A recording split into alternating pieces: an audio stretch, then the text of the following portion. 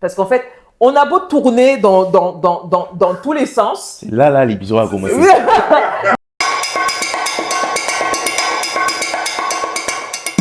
Ok.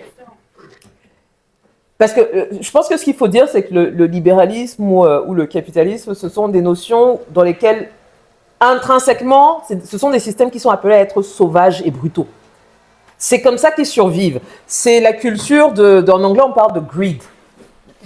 Non, mais la cupidité est au cœur du capitalisme. Donc, tant qu'elle est là, il y aura toujours des gens qui en voudront plus, qui seront toujours prêts à aller beaucoup plus loin, à pervertir beaucoup plus ces institutions pour le gain et pour l'appât du gain. Donc, je pense que même si c'est un tabou, à un moment donné, il faut qu'on s'interroge, parce que l'idée d'avoir un capitalisme qui est, cadré, c'est un non-sens. En fait, on ne peut pas en même temps dire on va prendre un système qui vous demande d'être dans l'accaparation, je sais pas moi, dans l'agressivité autour du gain, etc. Et en même temps, être humain, être compréhensif, redistribuer, être dans la redistribution. Je sais pas, il doit peut-être avoir des exemples qui existent, mais je trouve que, en fait, l'association des deux, par définition, est déjà pervertie. Parce qu'on a deux notions qui s'opposent diamétralement. On ne peut pas avoir un système dans lequel on dit il faut toujours que tu ailles gagner toujours plus, limite peu importe ce que ça te coûte, et qu'en gros on repousse toujours la barre en fait de l'acceptable et de l'inacceptable et des scrupules, etc., parce qu'à la fin tout ce qui compte c'est l'argent. Et puis en même temps on dit bon bah en fait alors on va faire ça, mais en même temps on va essayer d'être dans la douceur, dans la solidarité. La solidarité. Je trouve que même si l'intention est bonne, à un moment donné les deux vont s'entrechoquer, il va falloir faire un choix. J'ai l'impression que quoi qu'il arrive, il va à un moment donné falloir choisir entre les deux. Donc maintenant, je ne sais pas, est-ce qu'on peut regarder les pays nordiques d'Europe, par exemple, est-ce qu'eux ont une forme de capitalisme un peu plus humain ou un peu moins sauvage, peut-être. Mais je suis vraiment, en tout cas, je n'ai pas de solution toute faite, mais je suis pour qu'on interroge, parce que je trouve que ce n'est pas assez... J'ai l'impression que c'est un tabou collectif. J'ai l'impression qu'on a ce système-là. Alors, je ne sais plus qui disait que c'est un système qui est imparfait, mais c'est le meilleur qu'on ait. C'est Churchill, je crois. Je crois que c'est Churchill, voilà. Je pense qu'aujourd'hui, on a eu suffisamment de crises économiques. On a suffisamment de paradoxes incroyables, c'est-à-dire des pays qui sont des puissances économiques, aussi dans lesquels les gens qui participent à cette puissance économique-là dorment dans la rue. Enfin, je veux dire, il y a trop de paradoxes aujourd'hui pour qu'on ne s'asseye pas et qu'on s'interroge. Je ne suis pas sûre. Est-ce qu'on n'est pas arrivé au bout du système? Est-ce qu'il ne faut pas qu'on... J'allais dire presque remettre le génie dans sa boîte, mais en tout cas, est-ce qu'il ne faut pas qu'on envisage collectivement une autre manière de faire? Aujourd'hui, on a un défi écologique qui est littéralement né en partie du capitalisme. Ok? Est-ce que même, et c'est ça que je trouve terrible avec les humains, on est à un défi écologique, c'est-à-dire qu'on est littéralement dans une maison qui est en train de brûler à cause de nous. C'est-à-dire que ce n'est pas une fatalité, c'est qu'on a quand même fortement participé parce qu'on était dans la recherche du gain, sans prendre soin de ce qu'on a de plus précieux, c'est-à-dire notre espace de vie. Et même à ce niveau-là, qui en principe, je pense, est l'avant-dernier stade avant la destruction de la race, même là, on a quand même pas cette discussion de peut-être qu'on a un système qui est quand même un peu dangereux, même pour notre propre survie. Et je pense que ça justifie ce que j'ai dit, c'est que le capitalisme n'a pas de limite parce qu'intrinsèquement, c'est comme ça qu'il est constitué. Il a le mérite d'être résilient comme système. Mais c'est ça qui est terrible. C'est ça qui est terrible, en fait. C'est une espèce de caméléon qui se réinvente à chaque fois. Mais parce que, en fait... La destruction créatrice. Oui.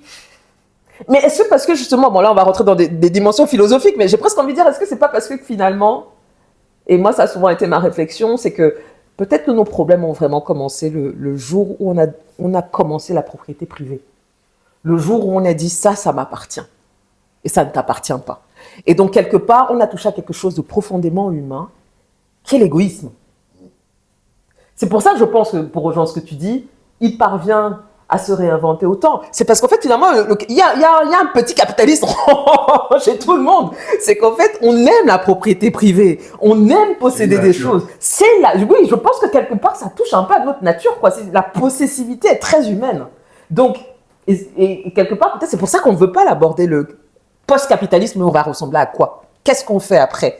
Est-ce qu'on est prêt à céder sa salle de bain, sa voiture, son téléphone, ses ressources? Alors, il y a des pays qui ont essayé, on va nous dire, bon, le communisme, etc., machin, ça n'a pas fonctionné. Je ne sais pas, mais en tout cas, je trouve que c'est un sujet pour moi qui est vraiment urgent, parce que les ramifications du capitalisme sont telles aujourd'hui que ça pervertit tout. Tout, tout politique, même jusqu'aux Ouais. relations familiales, Bah, jusqu'aux relations amoureuses, c'est terrible. Toi qui parles de pop culture, de Oui. musique, etc. Oui. Je pense qu'on en parlait une fois, c'était la disparition des troisièmes couplets. Oui, oui, bien sûr. Ça, c'est. Mais c'est une manifestation du capitalisme, bien sûr. Exactement. Mais parce que le temps d'attention est plus court.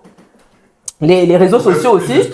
Oui, il faut faire plus de streams, donc, mais surtout parce que, encore une fois, on a un tel volume de contenu aujourd'hui que l'attention est divisée, donc il faut passer le moins de temps possible et effectivement, on fait disparaître les troisièmes couplets. Et pardon, hein, mais je trouve que du coup, ça participe aussi à une... comment je vais dire ça à rendre, pardon, mais l'art musical du coup un peu plus cheap. Plus paresseux. On le dilue en fait, on le dilue de plus en plus parce qu'on est dans une approche consumériste en fait. C'est qu'il faut consommer comme on consomme, je sais pas moi, un sandwich. Donc en fait, il faut rendre la musique pratique. Or la musique n'est pas faite pour être pratique. C'est pas du tout son. La musique n'est pas un outil de consommation classique.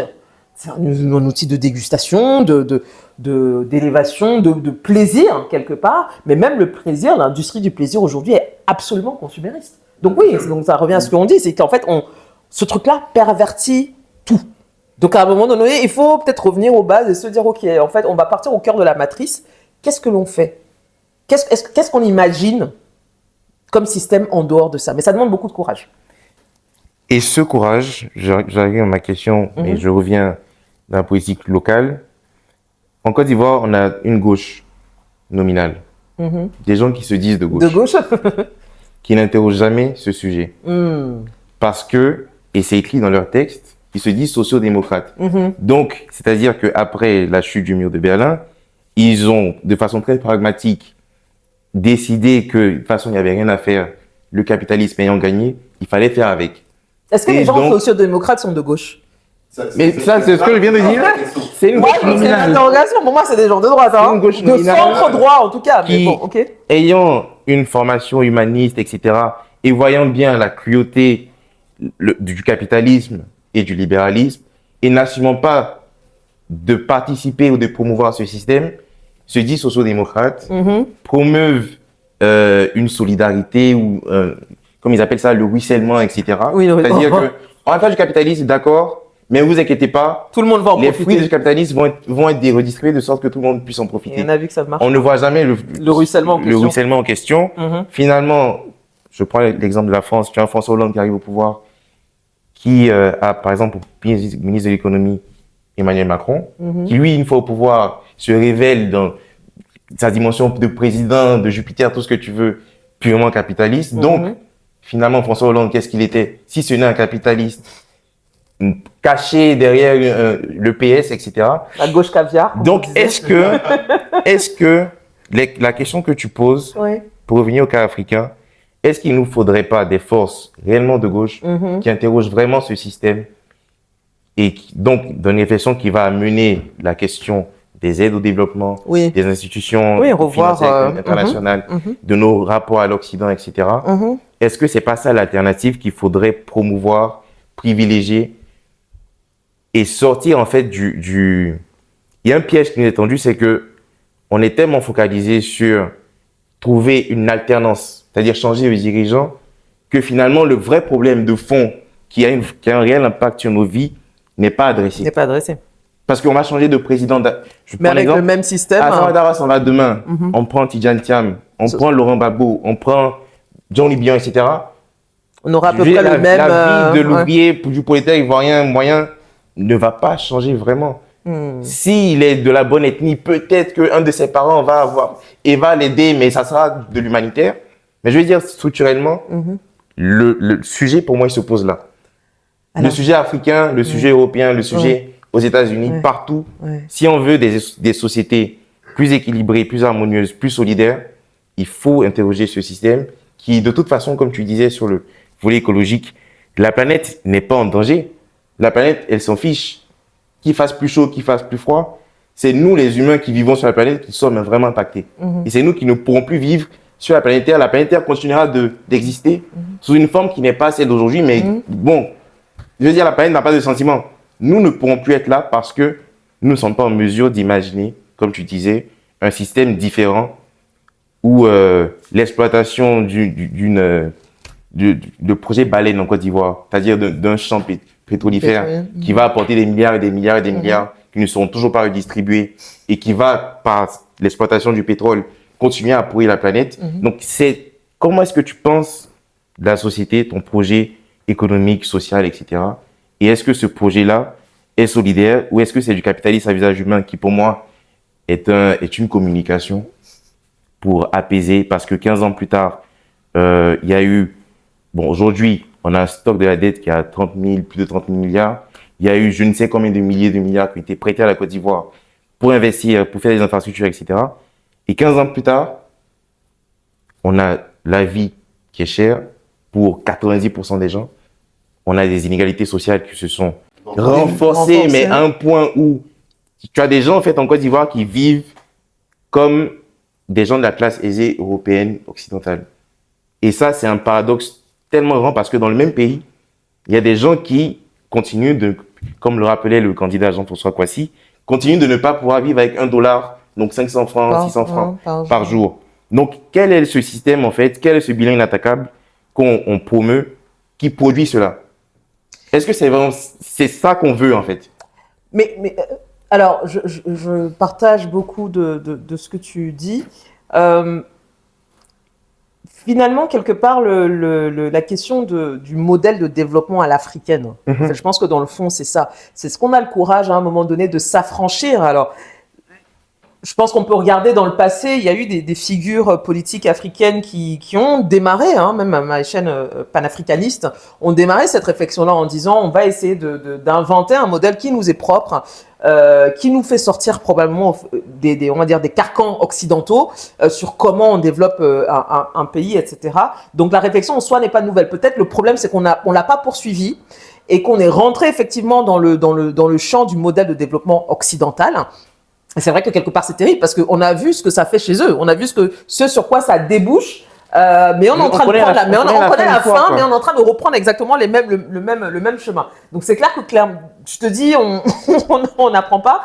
Mais deuxièmement, je pense que c'est aussi important, et sans dédouaner les gouvernements concernés, quelle a été aussi notre force de négociation? C'est-à-dire, est-ce qu'on nous a laissé ou est-ce qu'on s'est suffisamment battu plutôt pour pas toujours être en position victimaire? Est-ce qu'on s'est suffisamment battu pour dire non au modèle de développement de la Banque mondiale et du FMI? Est-ce que ceux qui ont tenté de dire non, est-ce qu'on les a laissés se déployer? Est-ce qu'on leur a laissé le champ de proposer autre chose à leur population? On a les réponses, l'histoire est là, on le sait. Donc, nous concernant, ce que j'essaie parfois de me dire, c'est que nous sommes des nations très jeunes. On est pressé, c'est normal. Mais nous sommes des nations très jeunes. Deux, on a eu quand même des passifs pas très évidents, ou même sur des questions comme celle-là, parce que la question du modèle de développement, finalement, quelque part, c'est une question identitaire. C'est quand même de dire, à un moment donné, je prends la décision de m'affranchir d'un système mondial pour, en gros, m'affirmer moi en tant que, et voilà comment j'ai envie de développer mon pays. Mais au-delà du courage que ça demande des moyens. Parce qu'il faut aussi les moyens de s'affranchir d'un système mondialisé. Il faut comprendre ce que ça va impliquer derrière, peut-être de sanctions, de boycotts, etc., etc. Bon, on a une espèce d'expérimentation en ce moment en Afrique de l'Ouest. Il y a une confédération. Avec une confédération. Donc moi, je suis très curieuse. Je suis curieuse de voir ce que ça va donner. J'ai pas d'avis particulièrement tranché, mais je me dis, c'est intéressant au moins. On a parlé pendant un moment, on a eu ce fantasme-là de bon, alors ça donnerait quoi des nations entre guillemets vraiment souveraines Les États-Unis d'Afrique. Voilà, ça a été évoqué plusieurs fois. Bon, moi je suis curieuse de voir ce que va donner cette fameuse alliance des États sahéliens sur une espèce de reprise en main des ressources. On va avoir notre propre monnaie, on va faire nos propres passeports, et peut-être que finalement le modèle de développement ce sera pas d'avoir des tours en béton. La tour la plus haute d'Afrique, je ne sais pas quoi, mais peut-être que ce sera, j'en sais rien moi, d'avoir 2 ou 3 écoles par quartier où l'éducation est gratuite. Ouais, moi j'adorerais personnellement. Je le dis, mais je suis pas sûr que ces gens-là sont anticapitalistes. Vraiment, je dis, je suis pas sûr, mais moi, je pense que je dis, j'attends de voir. J'attends de voir parce qu'il y a énormément d'annonces. Il y a énormément d'effets d'annonce sur les réseaux concernant ce qui est fait ou pas. Bon, moi, j'ai des sons de cloche très différents. Mais j'attends de voir, puisque de toute manière, à un moment donné, les effets d'annonce sur les privatisations, sur comment l'argent de l'or, etc., est réinvesti dans le pays, de toute manière, à un moment donné, il faudra bien qu'on voit le bilan. Voilà. Donc moi, j'attends de voir. Je dis juste que quand même, je leur reconnais d'avoir peut-être, entre guillemets, même si on peut considérer que c'est de façade, tenter au moins cette espèce d'expérimentation de gens qui prennent une autre direction hors de la CEDEAO, hors du système en fait en place qui est très capitaliste et essaie de proposer autre chose. Maintenant, j'espère, et ça c'est vraiment, je le dis sans ironie, j'espère qu'au fond, dans l'AES, il y a une vraie démarche effectivement à la fois anticapitaliste, à la fois souverainiste, pas souverainiste en réaction aux gens, pas souverainiste en réaction au néocolonialisme, mais vraiment plutôt pour le souverainisme, pour le peuple. Parce que pour moi, c'est deux choses complètement différentes. J'espère vraiment qu'on ne va pas se réveiller dans, je ne sais pas, 10 ou 15 ans, avec finalement une expérimentation qui aura débouché sur soit une répétition finalement du système qui était avant, à quelque chose près, soit on va se réveiller avec un système qui aurait été encore plus dévastateur sur les libertés, sur le bien-être de la population, etc. Moi, j'attends de voir. Mais pour finir là-dessus, effectivement, je pense qu'on n'a pas encore suffisamment de leaders courageux pour effectivement interroger le modèle capitaliste, se demander si effectivement nous reprendre exactement la même voie que les autres, est-ce que c'est vraiment la chose à faire quand on en a déjà vu et le bout et les ramifications et les conséquences néfastes, etc. Si on voit déjà comment ça affecte les pays riches, est-ce vraiment smart de reprendre exactement le même chemin? Et je comprends dedans, même des pays, alors qu'ils ne sont peut-être pas considérés comme pays développés, mais je regarde les BRICS, par exemple, même dans les BRICS, ce sujet-là n'est pas vraiment discuté. Et je pense que le paradoxe le plus flagrant là-dessus, c'est la Chine. Je veux dire, aujourd'hui, c'est quand même drôle que ce soit la Chine qui soit en figure de proue du nouveau capitalisme. On est dans quelque chose de quasi schizophrénique. Donc, aujourd'hui, on en est à se dire, en fait, c'est la Chine qui est l'usine du monde. Je dis, mais justement, ça devrait même nous interroger. J'allais dire, c'est complètement, ça vous dit que même eux n'ont pas su, à un moment donné, résister à l'économie de marché, non seulement sont rentrés dedans, l'ont dominé, et maintenant l'utilise contre d'autres peuples. Je trouve que c'est...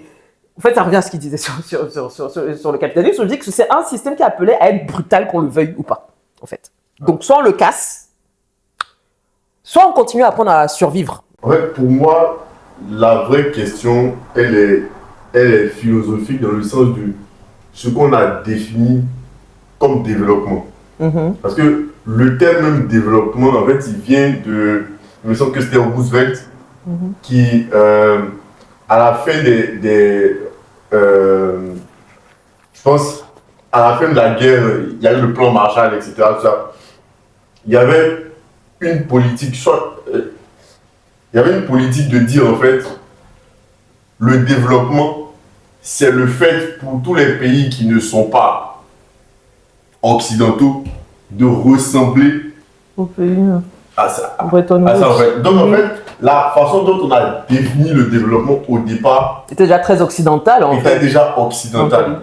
Et il y a une forte dimension matérielle, technique, technologique.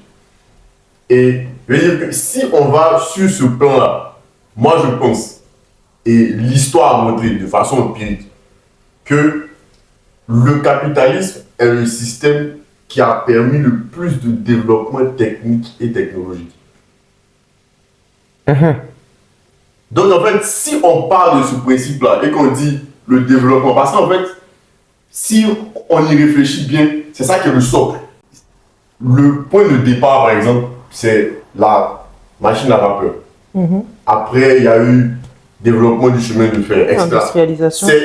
C'est toujours la ligne de fond, c'est des développements techniques, technologiques qui permettent la croissance du capitalisme. Et c'est ça qui fait qu'aujourd'hui, on a tout ce qu'on a comme progrès, innovation aujourd'hui. Matériel. Donc pour moi, la vraie question, c'est de se demander, est-ce qu'il ne faudrait pas, pour nos sociétés, redéfinir ce qu'on appelle le développement.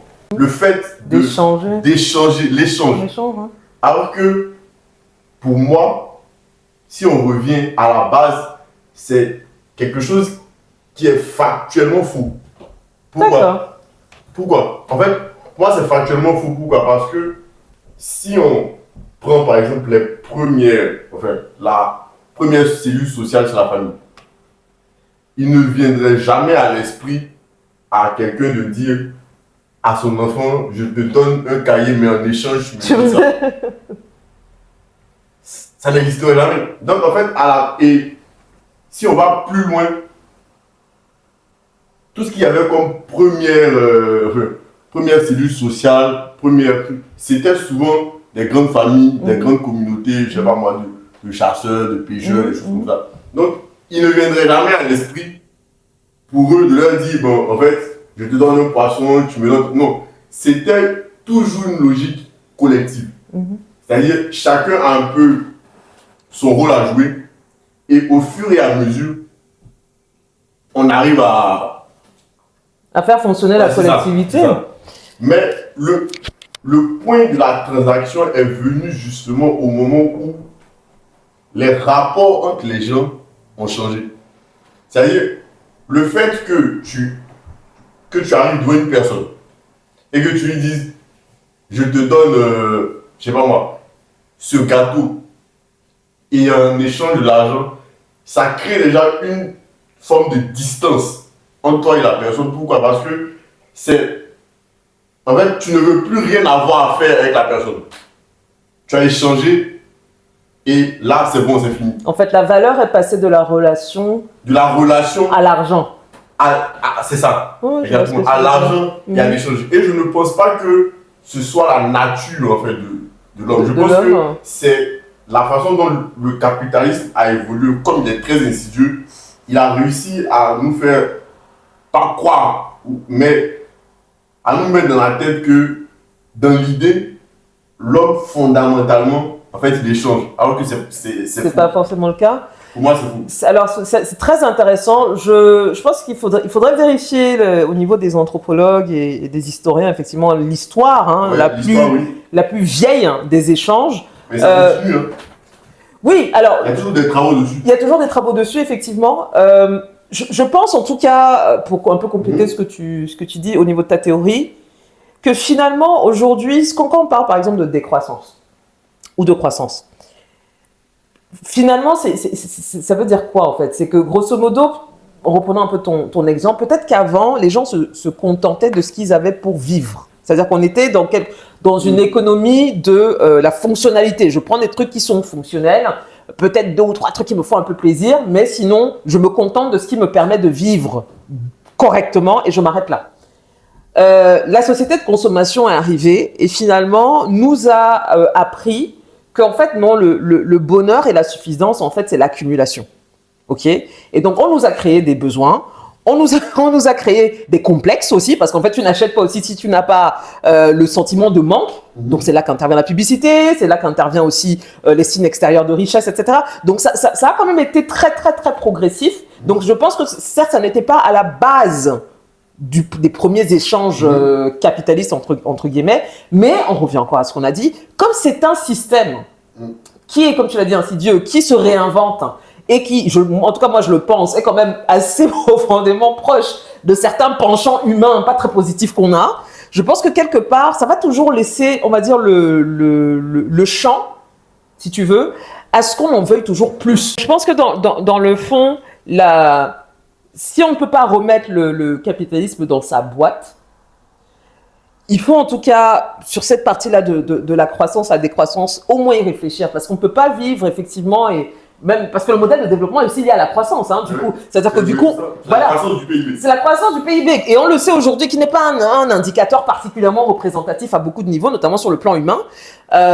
Mais il faut du coup qu'on revoie tout ça parce qu'on ne peut pas miser, comment dire, sur un développement infini avec des ressources finies. C'est-à-dire qu'on ne peut pas être en permanence dans une économie qui ne doit être qu'à la hausse. Ce n'est même pas viable, en fait. Ce n'est pas viable. Et encore une fois, c'est ça qui alimente cette brutalité du capitalisme, parce que puisqu'il faut toujours repousser pour maintenir une croissance, même quand les ressources sont épuisées, quand les gens sont épuisés aussi, on faut en parler, à un moment donné, en fait, on va commencer à repousser les choses beaucoup plus loin. Donc, on se retrouve avec des politiques qui vont voter certaines lois qui vont aller dans le sens du capitalisme, qui vont aller vers, j'allais dire, une déshumanisation du travail, et toutes ces discussions qu'on peut avoir sur le revenu universel, etc., bah, on les entend pas ou on les considère comme subversifs, etc. Alors que pour moi, ils sont juste les plus viables parce qu'encore une fois, la croissance à durée indéterminée, ce n'est juste pas viable très longtemps.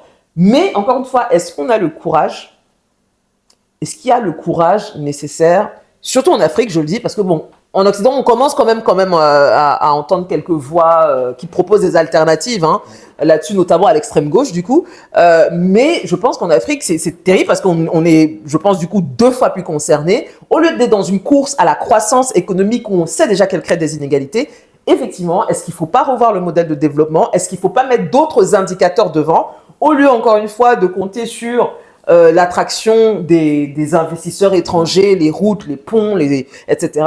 Est-ce qu'il ne faut pas plutôt qu'on regarde la scolarisation? Est-ce qu'il ne faut pas qu'on regarde plutôt, si on pense ruissellement, le niveau d'éducation des gens, le fait que du coup ils sont employés plus rapidement, du coup derrière, éventuellement, ils peuvent vivre un peu mieux, pas forcément consommer mieux, mais déjà juste vivre un peu mieux. Donc je pense qu'effectivement, il faut avoir ce courage-là, il manque quand même beaucoup. J'ai fait une transition pour aller sur le sujet du féminisme. Ce dont tu parles là, c'est que le courage dont tu parles, à mon avis, c'est moins une question de courage que de construire des conditions qui vont permettre que des pensées comme celle-ci puissent émerger. D'accord. Et que ces pensées-là puissent émerger implique un niveau d'éducation suffisamment important pour qu'il atteigne un seuil critique où suffisamment de gens vont comprendre déjà le système, parce que c'est pas comme si c'était une évidence non plus. Oui, non, de comprendre le capitalisme, son fonctionnement, ses ramifications. Comme tu dis, c'est insidieux. Donc il faut que les gens déjà comprennent ce qui se passe, comment ça impacte leur vie, et à quel point c'est pas naturel. Pour qu'ils puissent le critiquer, c'est pas normal. en fait. Ouais. Parce que quand tu penses que c'est normal, tu te révoltes pas, tu vas pas contre quelque chose qui est normal. Tu te dis, bon, c'est comme ça que ça se passe. Bon, j'ai qu'à me débrouiller pour être suffisamment méritant. D'ailleurs, ça, c'est une notion du capitalisme qui leur est chère. Suffisamment méritant pour avoir ma place au soleil dans ce système-là. Donc, l'éducation, pour moi, c'est le fait majeur. Peut-être c'est le truc le plus révolutionnaire qu'on puisse faire. C'est éduquer suffisamment de gens pour que ces personnes-là reprennent en main leur destin, redéfinissent ce qu'elles considèrent comme développement. Et, après, le problème de ça, c'est que ça prend du temps. Mais prenons le temps de le faire. Prenons le temps de le faire. Les logiques politiques sont essentiellement très court-termistes. C'est ça, l'espace électoraliste. Ça, c'est mon autre sujet sur les partis politiques, c'est que on ne peut pas compter sur eux pour aboutir à une réelle, pas révolution, mais c'est trop, une radicalité suffisamment importante pour changer ceci. Parce que pour remettre les leur intérêt premier, c'est de se faire élire. Exactement. Ou de rester au pouvoir. Exactement. Et à cela, ils sacrifieront toutes sortes de convictions idéologiques. On est d'accord. On ne peut pas compter sur eux. Mais le peuple, enfin les citoyens éduqués, peuvent... Parce que, comme je dis, s'ils veulent se faire élire, c'est par des gens qui sont dans la société. Si ces gens-là sont suffisamment éduqués, pour leur dire, nous, on vous élira à ces conditions-là, donc de remise en cause du capitalisme, d'éducation de masse, d'accès, machin, ils ne sont qu'obligés de suivre. En tout cas, il faut avoir établir un certain rapport de force entre les dirigeants c'est ce que j'allais dire. Et le peuple. Mais ce peuple-là, en fait, le premier truc, le premier jalon à poser, c'est qu'il y a suffisamment de gens éduqués. Sinon, il n'y a rien à faire. On peut avoir quelques élites éclairées qui vont se jouer au Che Guevara, mais ça n'ira pas bien loin parce que, à la fin, un prolétaire ou un ouvrier, quelqu'un qui est vraiment dans la misère, n'est pas révolutionnaire. Parce que son souci, c'est comment il mange demain. C'est sa survie, c'est où est-ce qu'il va se loger, c'est ses enfants. Donc lui, il va se dire, la stabilité est préférable parce que ma situation est déjà tellement délétère que je veux pas plus de risques en fait. Mais c'est pour ça, je reviens encore une fois à ce que je disais sur mais même de manière générale, à l'instrument, au Nigeria pareil, etc. L'instrumentalisation de la précarité, c'est ça. Et même sur la question de l'éducation, alors je vais pas rentrer dans des théories complotistes, Mais je pense quand même qu'il y a certains que ça arrange bien que l'éducation ne soit pas forcément très développée, que l'instruction n'aille pas forcément très loin et qu'il n'y ait pas une société civile suffisamment influente. Je pense que ça en arrange beaucoup plus que ça n'en dérange en vrai, en tout cas pour ceux qui y des élites dirigeantes. Donc finalement, ce que tu dis, c'est qu'il faudrait mais pour que le peuple soit éduqué, il va quand même dépendre d'un ministère de l'Éducation, qui lui va dépendre du gouvernement mis en place, qui lui, est-ce qu'il a vraiment intérêt à ce que le peuple soit suffisamment éduqué? Parce que sinon, est-ce qu'il va pouvoir continuer à être autocratique? C'est le serpent qui se mord la queue, voilà. C'est sûr que c'est compliqué. Ouais. Mais il faut des gens pour en parler. Oui, non, bien sûr. Il faut des éclaireurs. Oui. C'est la vie, et qui jouent leur rôle. Qui jouent vraiment leur rôle, qui l'assument. Ça, je suis d'accord. Même s'ils vont jamais être au pouvoir, c'est pas grave, mais ils posent les jalons, ils font ce qu'il faut pour que demain, pour que dans une génération ou deux, ça puisse porter du fruit. J'en viens au féminisme. D'abord, je vais te poser une question. C'est quoi la base de ton engagement féministe? Pourquoi est-ce que tu es féministe, au-delà d'être une femme?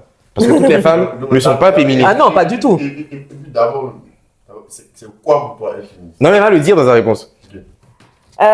Pourquoi suis-je féministe? Parce que je pense que ce serait particulièrement hypocrite pour quelqu'un comme moi de ne pas l'être. Parce que je ne pourrais pas exister dans ma manière d'exister aujourd'hui s'il n'y avait pas eu de militantes féministes qui ont chacune à leur niveau ouvert la voie. Donc j'ai presque envie de dire que c'est presque d'abord par reconnaissance pour celles qui sont passées par là avant moi. Parce qu'aujourd'hui, je jouis d'une certaine liberté, je jouis d'une certaine... et quand j'ai liberté, c'est pas que financière, c'est intellectuel, c'est de mon corps, etc., etc. Et je pense que c'est la moindre des choses que de l'être. Ça, c'est la première chose. Maintenant, qu'est-ce que c'est qu'être féministe? C'est toujours la question à 1 milliard. Moi, je suis pour des définitions très basiques. Je pense qu'une féministe, c'est quelqu'un qui considère tout simplement qu'une femme a autant le droit qu'un homme à l'autonomie, que ce soit de son corps, de son esprit, de sa vie en fait. C'est aussi simple que ça. Qu'elle n'a pas moins de droits parce qu'elle est une femme, qu'elle n'a pas à subir certaines choses, à accepter un certain état de fait du fait de son sexe. Je trouve que c'est une injustice par définition. Et donc, à partir de là, de la même manière que je suis antiraciste et que je suis antiraciste parce que, voilà, je suis une femme noire qui existe dans le monde. Heureusement qu'il y a eu des gens qui ont quand même combattu l'apartheid et le racisme, etc., ou même l'esclavagisme, si on remonte un peu plus haut. Donc, la moindre des choses, c'est que je sois antiraciste, ça ne me demande rien. Pareil, le féminisme, ça ne me demande rien. Et aujourd'hui, j'ai bénéficié d'une instruction, etc., de beaucoup de choses. Qui aujourd'hui, quand même, en partie, je les dois quand même beaucoup à des femmes qui ne me connaissaient pas, avec qui j'ai aucun rapport, mais qui ont quand même dit c'est pas normal ce que les femmes vivent et je vais faire tel truc. Donc pour moi, c'est juste d'abord aussi simple que ça. Maintenant,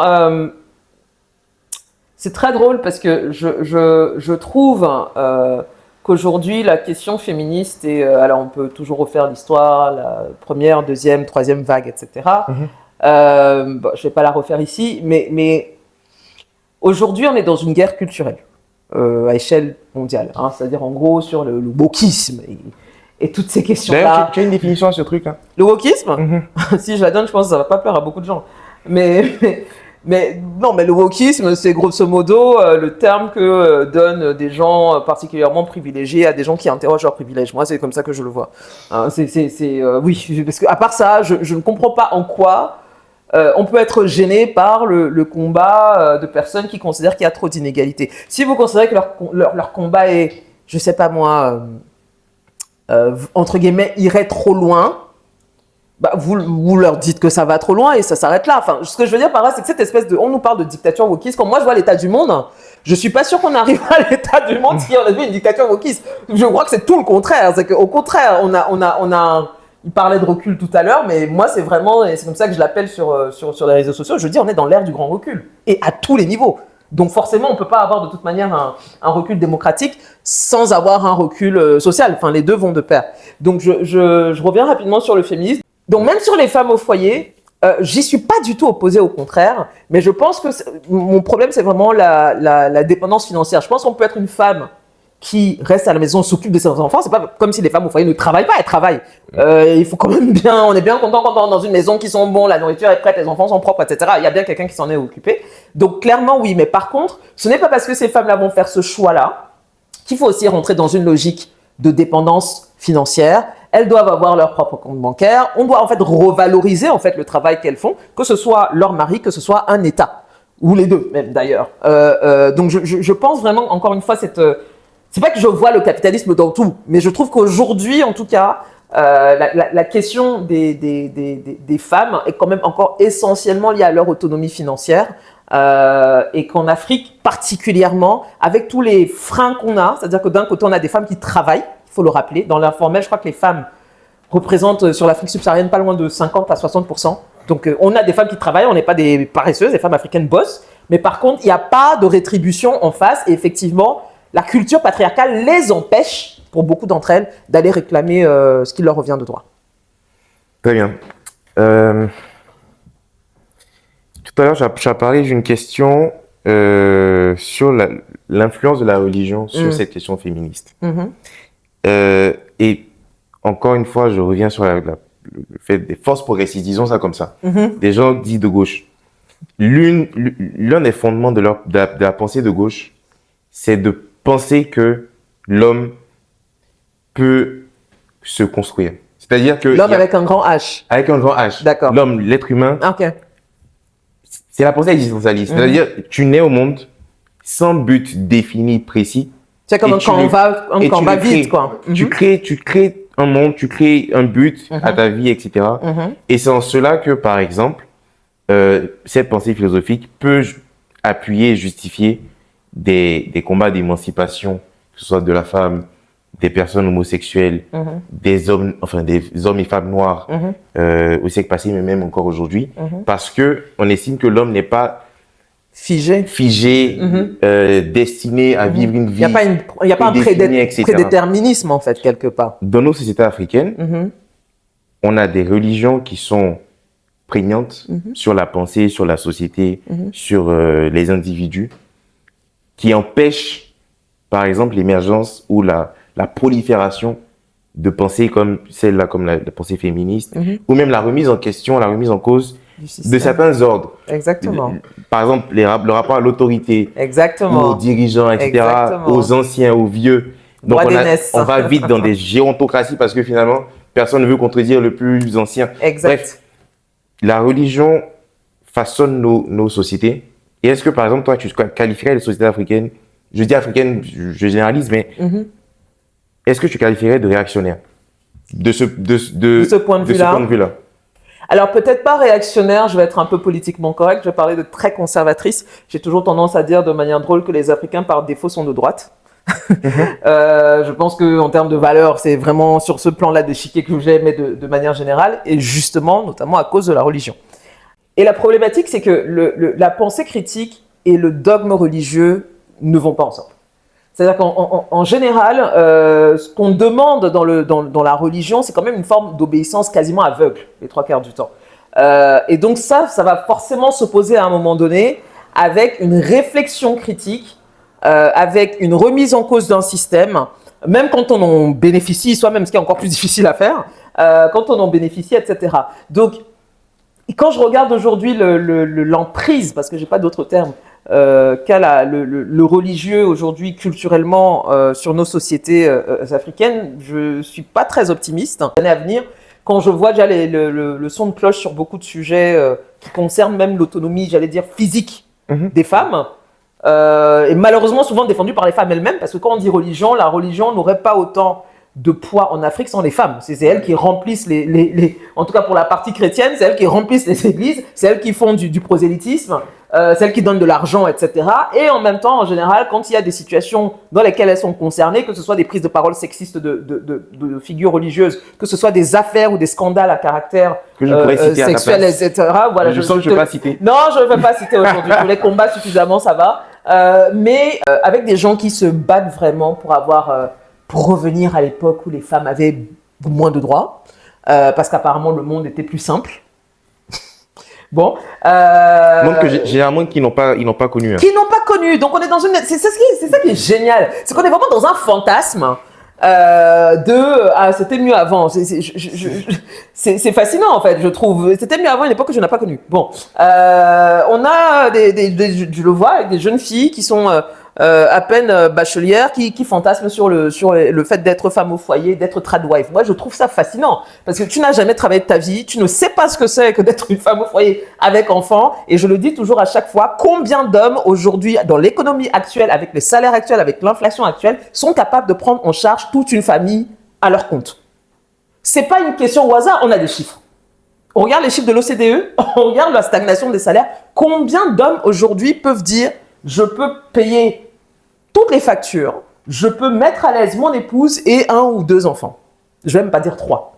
Combien? Mathématiquement. Parce que je ne sais pas, soit il y a un pays imaginaire où il y a plein d'hommes riches, et donc du coup je ne suis pas au courant de ce pays-là, ce serait bien de partager l'adresse, soit vous n'êtes pas en connexion avec les chiffres de l'économie réelle, parce que ce fantasme-là, moi je le trouve quand même... C'est vraiment un signe de notre époque, hein, je trouve. Et je pense, et on revient encore sur le capitalisme encore une fois, c'est pas hasard que tous ces trucs-là reviennent quand l'économie devient plus dure. Je trouve que tout est... Enfin, pour moi, la coordination est trop parfaite. Si on était dans une époque faste, si on était dans une époque où tout le monde gagne bien sa vie, ou les 30 glorieuses, ou les 30 glorieuses, etc., je ne pense pas qu'on aurait autant un truc de on va revenir à l'époque des tradwives. Non, je ne pense pas que ça irait ensemble. Donc, le féminisme est aussi impacté du coup par le contexte économique. Et puisque tu parles de la Côte d'Ivoire, où j'ai passé 10 ou 11 ans, ça m'a beaucoup fait réfléchir sur la question féminisme d'être en Côte d'Ivoire. Parce que très clairement, d'abord, quand on y est, on se rend compte très rapidement que clairement il y a un féminisme occidental qui n'est pas très lié à nos réalités africaines, ça c'est la première chose, donc d'où l'importance encore une fois du féminisme africain, que je vais un tout petit peu différencier de l'afroféminisme, le féminisme africain ou les féminismes africains. Très clairement, on a nos réalités, ça c'est un. Deuxièmement, et là je parle pour la Côte d'Ivoire, mais je pourrais parler d'autres pays, je pense que la Côte d'Ivoire, en tout cas ce qu'elle m'a montré, c'est que la question féministe, encore une fois, est essentiellement liée à la question économique. Okay. Il y a un niveau de choses que les femmes acceptent en Côte d'Ivoire ou cultivent, je vous assure qu'elles seraient en pleine possession de leurs moyens économiques, ces choses-là n'existeraient plus. Très clairement. Où les gens qui voudraient continuer à les perpétuer se heurteraient à une vraie résistance en face. Mmh. Certes, il y a une question culturelle, hein, qu'on ne me fasse pas dire ce que je n'ai pas dit. Il y a des femmes qui sont nanties financièrement ou issues de familles, etc., continuent à perpétuer une certaine forme patriarcale, mais parce que c'est leur éducation et c'est ce dont quoi elles ont grandi. Donc ça, c'est une chose. Mais je parle aussi de celles qui vraiment sont, entre guillemets, antiféministes par survie économique. Ça n'a rien à voir avec une idéologie. Ça n'a rien à voir avec même une conscience, etc. C'est tout simplement qu'elles sont pauvres. Ou elles sont pauvres, ou elles vivent au-dessus de leurs moyens. Pour certaines, ça c'est plus dans les zones urbaines. Ou elles sont sous une pression économique très forte, c'est-à-dire que elles ont leur famille à charge. Il faut envoyer les petits frères à l'école, les petites sœurs, etc. Parfois même, on ne le dit pas beaucoup, ont même la famille au village, donc elles ont une chaîne de personnes dont elles ont la responsabilité. Ça fait qu'à un moment donné, quand on entend partout que oui, mais tu es une femme, une femme entre guillemets, ça s'entretient, etc. Bon, à un moment donné, oui, elle commence à avoir une position où elle se dit, pourquoi je vais participer financièrement, c'est pas mon rôle, c'est le rôle de l'homme. Oui, mais en fait, c'est parce que déjà, ta vision est déjà très biaisée parce que tu n'as pas de toute manière les moyens à la base. Donc voilà, donc je pense que la question du capital, on en revient toujours, en Côte d'Ivoire, et l'accès au capital par les femmes est éminemment importante sur le féminisme à la fois ivoirien et africain. Si on arrive déjà à des je ne vais même pas dire à une forme d'égalité salariale, mais si on arrive ne serait-ce qu'à une forme d'égalité, déjà à l'accès à l'éducation, déjà c'est un premier sujet, deuxièmement à une forme d'égalité à l'accès sur le plan économique, je pense déjà que ça va modifier certains rapports hommes-femmes. Moi j'ai une question qui c'est pas... c'est lié Mhm. à ce que tu as dit, mais je suis curieux de savoir quel est ton avis sur la politique des quotas. Hmm. Hmm. Ah, alors, la discrimination positive, grosso Ouais, modo. grosso modo. Tricky. Parce que sur le principe, je vais partir sur le principe. Mhm. Hein. Sur le principe, normalement, je suis contre. Sur le principe, pour des raisons évidentes. C'est-à-dire que normalement, pour des questions de tout le monde doit être jugé au même niveau, etc., etc., je suis contre. Maintenant, si on en arrive à des situations où on est obligé de penser à des quotas, ça veut dire que instinctivement, naturellement, le système n'est pas égalitaire. Ok. Donc, qu'est-ce qu'on fait? Est-ce qu'il faut mettre... Certains ont fait ça. Est-ce qu'il faut mettre des sanctions? Par exemple, je sais que dans certains pays, je pense même peut-être la France, mais je ne suis pas sûr, on disait par exemple à certaines boîtes, si vous n'avez pas tel nombre de femmes, ou alors qu'on ne sent pas une certaine représentation dans l'entreprise, etc., je ne sais pas, on va vous taxer plus, ou, etc., etc., pour obliger les recruteurs à aller dans ce sens-là. Ma foi, s'il faut être un peu pragmatique, ok, si ça porte ses fruits, on teste ça une ou deux fois, et puis, etc., etc. Maintenant, je sais que le problème aussi de fond avec ça, c'est que du coup, pour les gens qui sont recrutés, Exactement. il y a toujours la question de leur légitimité. Bon, je trouve que ce n'est pas une solution parfaite, mais je ne vois pas d'autre solution pour obliger un système inégalitaire à se réformer de l'intérieur. Ouais. S'il n'y a pas de contraintes externes, ça ne va pas changer. Si les gens qui sont là n'ont pas conscience de leurs privilèges, par ailleurs, ou même quand ils en ont conscience, veulent les protéger, donc, et ce que je dis n'est même pas forcément lié à la question du genre, elle peut être liée pour la France à la question de la race, à la question de l'origine, à de la diversité, comme on dit. Voilà, si vous êtes dans une société où il n'y a toujours que des blancs, il y a des noirs qui sont diplômés, il y a des asiatiques qui sont diplômés, il y a des arabes qui sont diplômés, mais qu'on voit bien qu'ils ne recrutent clairement pas ces gens-là. Bon, qu'est-ce qu'on fait pour les obliger? Parce que ça reste une société privée. Qu'est-ce qu'on fait? On va déposer plainte pour discrimination raciale. Il y a des boîtes, elles sont prêtes à payer et verser tout ce qu'il faut là tant qu'en fait, elles ne changent pas leur méthode de recrutement. Donc, maybe il faut quelque chose d'autre. Donc, est-ce qu'effectivement, du coup, on dit, on va vous obliger, et peut-être qu'à un moment donné, c'est ça l'espoir, c'est qu'à un moment donné, à force de mettre des quotas, vous, entre guillemets, les habituez à avoir d'autres personnes, que vous voyez que la boîte tient quand même avec d'autres personnes, voire peut-être même qu'elle va même mieux, et que peut-être qu'à un moment donné, ça devient une espèce d'automatisme maintenant et qu'on n'a plus besoin de vous imposer un quota. Ça, c'est en anglais, on dit wishful thinking. Ça, c'est l'idéal, c'est ce qu'on voudrait. Est-ce que ça porte nécessairement ses fruits?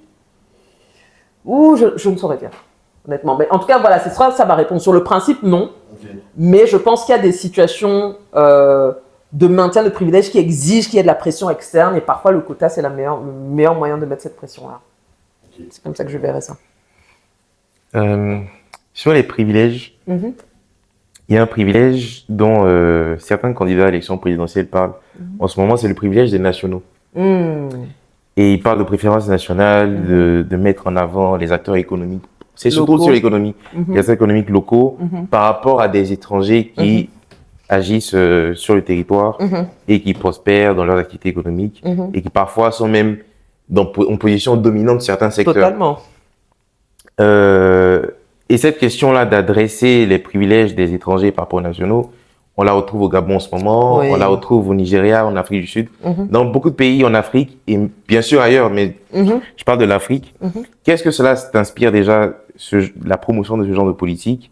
Est-ce que tu penses que ce sont des politiques justes? Est-ce que c'est parce qu'il y a un réel problème d'accès au secteur, ou bien est-ce qu'il y a une légitimité naturelle des nationaux finalement de s'enrichir sur leur territoire en priorité par rapport aux étrangers? Qu'est-ce que ça t'inspire, ce genre de mesures? Alors, tout d'abord, je pense que les mesures de préférence nationale sur le plan économique sont totalement normales. Je pense que c'est presque ce que l'on attend d'un État, c'est de protéger d'abord les intérêts économiques du pays. Ça passe par protéger les entreprises du pays, etc. Donc, sur le principe, encore une fois, on part toujours des principes, d'un point de vue, même d'un point de vue stratégique, c'est dangereux. On ne peut pas avoir l'économie effectivement d'un territoire dont, l'essentiel du maillage et quand même avec des capitaux qui repartent à l'extérieur. C'est dangereux. Et même politiquement, c'est dangereux. Donc, sur ce plan-là, je ne peux pas vraiment faire de reproches au gouvernement. Maintenant, ça va être peut-être dans la manière dont cette préférence-là est exprimée. Est-ce que la préférence est de dire, par exemple, alors on peut laisser toutes les entreprises, etc., prospérer, mais par contre, on va dire qu'on réserve certains champs de l'économie uniquement à des acteurs nationaux. Pour moi, ça se tient. Si on nous dit le champ de la défense, les secteurs stratégiques, on les laisse à des acteurs nationaux, pour moi, ça se tient. Encore une fois, pour moi, c'est common sense. Par contre, si on est sur d'autres enjeux qui ne sont pas particulièrement stratégiques, peut-être qu'on peut dire qu'on laisse ouvert, mais par contre, les aides qu'on apporte, on les apporte aux entreprises locales. Donc, oui, on va nous dire que ça fait une espèce de petite... Ça, c'est interdit. Bah, non, mais c'est pour ça que l'État, justement, doit jouer son rôle. C'est l'État doit dire, OK, nous, on est gentils, on vous laisse bien quand même une part de notre gâteau. Je parle de ceux qui sont de l'extérieur. On vous laisse entrer, mais par contre, nous, on a nos acteurs locaux, on les protège. Si je prends le cas du textile, par exemple, il y a des pays en Afrique de l'Ouest comme le Mali ou le Nigeria qui se sont spécialisés dans la teinture artisanale de tissus. On sait que ce sont des filières, ce sont des savoir-faire qui sont très vieux d'ailleurs, et des filières qui certes devraient être du coup un peu plus, j'allais dire, formalisées ou valorisées par les gouvernements, mais en tout cas, ces filières existent et emploient des gens. Je regardais un reportage l'autre jour de femmes qui travaillent dans cette filière-là, qui disait que tous les ateliers sont en train de fermer parce que les Chinois ont repris la main dessus et sont maintenant en train de refaire ça de moins bonne qualité, mais sont en train de refaire de manière industrielle et ces artisans-là ne peuvent pas suivre. Donc, c'est là où la préférence nationale serait intéressante, serait de dire on protège cette filière-là de l'arrivée de fabricants étrangers qui vont venir là-dessus. C'est à ça que servent les appellations d'origine contrôlée, etc., etc. Donc, je pense que la préférence nationale, il faut vraiment, je pense, la regarder en se disant est-ce qu'on est d'abord là pour protéger notre industrie pour que le pays en profite et laisser les gens de l'extérieur pénétrer, mais sous condition, ou est-ce qu'on le fait en rejet de l'extérieur et avec une espèce de dimension un peu xénophobe. Je pense qu'il y a un peu des deux sons de cloche. Moi, c'est ce que je vois en ce moment. Il y a les deux sons de cloche, mais il faut prendre au cas par cas. Là où on est sur la protection des métiers, des filières, du territoire, de renforcer les acteurs nationaux, je suis pour. On ne le fait pas suffisamment. Par contre, encore une fois, c'est l'exécution. Ce sont ce qu'on met en place. Et je finis là-dessus. Ce qui est terrible, c'est que je le vois, je ne vais pas citer le pays, mais j'ai vu un pays récemment qui a justement dans cette vague-là de je sais pas, nationalisation ou autre, a décidé de nationaliser son industrie de production de karité. Sur le principe, c'est une bonne idée. Les entreprises internationales, notamment dans la cosmétique, viennent en Afrique, prendre tout ce qui est beurre de karité, puis revendre ça avec des marges incroyables. Donc, pas de problème. Le problème, c'est quoi ? C'est que vous nationalisez ou du coup vous voulez fermer ça et limiter ça aux acteurs nationaux, on n'a pas d'industrie locale, on fait comment ? Donc souvent, on met un peu la charrue avant les bœufs, c'est-à-dire qu'on veut fermer, on veut verrouiller le système, mais on ne forme pas, on n'accompagne pas, on ne finance pas les acteurs locaux pour qu'ils rattrapent en fait, ou se mettent au moins à standards internationaux pour se dire, OK, là on a des champions nationaux sur lesquels on peut compter, donc c'est bien de verrouiller le marché, c'est aussi une mesure, il faut le dire, parfois un peu populiste, il faut le dire, c'est toujours bien, on aime toujours quand on dit au peuple que vous voyez, nous on défend vos intérêts, mais si derrière vous ne mettez pas des acteurs, vous ne les équipez pas, vous ne les accompagnez pas, vous ne leur facilitez pas la vie pour qu'ils puissent à un moment donné devenir des champions nationaux, finalement on perd des deux côtés, c'est-à-dire que les acteurs nationaux ne gagnent rien. Les consommateurs locaux perdent aussi en qualité ou en tout cas en termes de prix. Donc finalement, tout le monde est perdant, quoi. On revient sur le féminisme avec la question de Luc Emmanuel. Il y avait une question du public apparemment. Donc pour revenir sur la question, c'était de savoir en réalité comment tu voyais l'évolution du féminisme en Afrique et plus particulièrement en Côte d'Ivoire vu que tu y as vécu. Et est-ce que tu penses que d'emblée tout le monde, homme ou femme, doit être aussi féministe? Deux bonnes questions. La première sur comment je vois l'évolution. Comme je l'ai dit, je pense qu'elle est quand même très liée à l'évolution économique. Donc je pense qu'il faut, pour moi en tout cas, faut regarder les deux en même temps.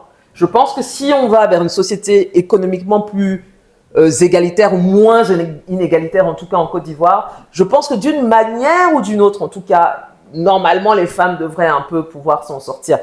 Mais après, je pense que ce qu'il faut quand même, c'est qu'il faut quand même une petite révolution féministe en Côte d'Ivoire. Je pense qu'elle n'est pas encore là.